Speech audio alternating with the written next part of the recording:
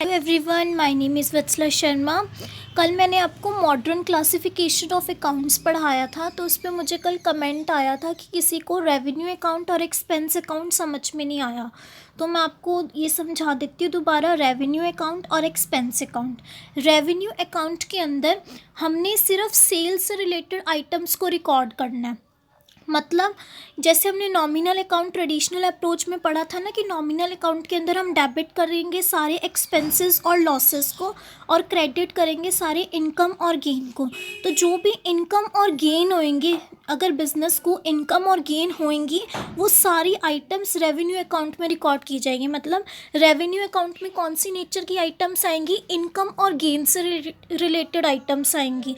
और expense account में जो भी बिजनेस को एक्सपेंसेस और लॉसेज होंगे, एक्सपेंस अकाउंट के अंदर सारे एक्सपेंसेस और लॉसेस को रिकॉर्ड किया जाएगा और रेवेन्यू अकाउंट के अंदर सारी इनकम्स और गेन्स को रिकॉर्ड किया जाएगा। ठीक है। तो रेवेन्यू अकाउंट का क्या रूल है कि अगर बिजनेस को इनकम और गेन कम हो रहे हैं तो उसको हम डेबिट करेंगे।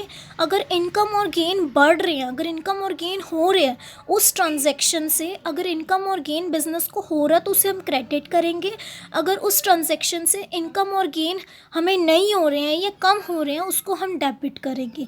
ठीक है। फॉर एग्जांपल, बिजनेस ने सेल की, उस सेल से बिजनेस को प्रॉफिट हुआ तो उसको हम करेंगे क्रेडिट। अगर उस सेल से बिजनेस को लॉस हुआ, मतलब कॉस्ट ज़्यादा थी और सेल्स वैल्यू कम थी, तो उससे लॉस हुआ तो उसको हम करेंगे डेबिट।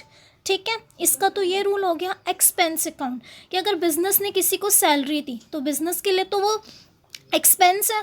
बिजनेस ने किसी को डिस्काउंट दिया, वो भी बिजनेस के लिए एक्सपेंस है। मतलब किसी भी तरीके का एक्सपेंस जिससे बिजनेस को पैसा पे करना पड़ रहा है, तो उस चीज़ को हम करेंगे डेबिट।